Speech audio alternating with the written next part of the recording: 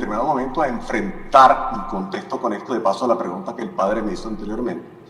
a enfrentar a aquellos que en algún momento consideramos nosotros que eran los enemigos de la nación colombiana, que estaban haciendo política y tenían un brazo armado. Voy a ponerle un ejemplo específico, y es el de la UP, que es bastante diciente. Cuando la guerrilla decide conformar la UP y empieza su vinculación con la vida política y hacer campañas y participación en las elecciones democráticas, y logra acceder a consejos, alcaldías, etcétera, gobernaciones, la preocupación enorme viene de las instituciones de seguridad del Estado, de los gremios económicos, industriales. Y quiero decirle algo en este momento. La UP no fue exterminada por las autodefensas. Su gran victimario fue el Estado colombiano. Nosotros como autodefensas tuvimos responsabilidades, por supuesto que sí, y aquellos que estaban cumpliendo una función que se señalaba por parte de los informes que recibíamos de inteligencia, que tenían una vinculación directa con el brazo armado de la guerrilla, que daban información para que quitaran del camino a aquellas personas que se oponían a la instauración de ese modelo ideológico y político que ellos tenían en su mente, sangre y fuego. De esa manera empezó por parte del Estado a ejecutar acciones contra la UP.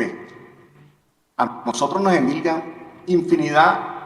de responsabilidades en el caso de la UP, pero fíjense que, y eso tenemos que aclararlo, que bueno, importante que lleguemos a la Jurisdicción Especial para la Paz para poder aclararlo, porque esa gran responsabilidad que nos endilgan a nosotros no es nuestra, sino del Estado. Tuvimos responsabilidad en ello, y lo reconozco, y por ello pido perdón de mí y de todas las autodefensas, pero en este caso específico había una preocupación porque decían que la guerrilla tenía un brazo político que estaba en la legalidad y que esas personas eran los que le pasaban informaciones a el brazo armado que estaba en la ilegalidad, y el país y las víctimas de la guerrilla no entendían cómo se le permitía que estas personas que de una u otra manera estaban en la legalidad, que eran responsables por hechos o acciones que la guerrilla estaba cometiendo por las supuestas informaciones que ellos le estaban enviando, el brazo armado, le permitieran hacer política y estuvieran así, en esa combinación de formas de luchas legales e ilegales en ese momento. Y llevó a que el miedo, el temor de que se convirtiera Colombia otra Cuba, que le expropiaran las propiedades de algunos sectores económicos a los políticos, que perdieran esa contienda electoral,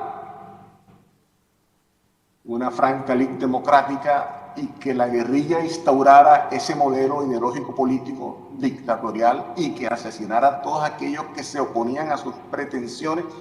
llevó a que desde el Estado se ejecutara esto. Y fue ejército a través del B2, policía con Dijín, DAS, participaron todos. Incluso yo escuché en alguna conversación del comandante Carlos Castaño, donde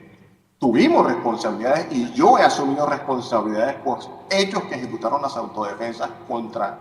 miembros de la UP, equivocadamente, porque decíamos cómo vamos a permitir que la guerrilla se tome el poder infiltrando personas en la política y además por las armas. Nuestra misión era impedir que se tomaran ese poder a través de la política y las armas. Y en una conversación con el comandante Carlos Castaño me dijo, incluso teníamos informaciones que nos llegaban que cuando la guerrilla estaba en la combinación de formas de lucha, había muchas personas de la UP que no estaban de acuerdo con la lucha armada y que se querían desligarse de la guerrilla de la FARC por el tema de la lucha armada, y querían continuar con su participación exclusivamente en la política. Y que desde las filas de la subversión, a quienes se opusieron a esta lucha armada, la guerrilla de la FARC ejecutó ciertas acciones contra ellos. Eso habría que analizarlo, preguntarlo, porque esas fueron las conversaciones que yo tuve y escuché del comandante Castaño. Esto se dio, para poner un ejemplo, que personifica lo que ha sucedido en la confrontación con aquellos que se consideraban enemigos, miembros de la subversión, y se dio. En el acuerdo de paz de las autodefensas con el gobierno,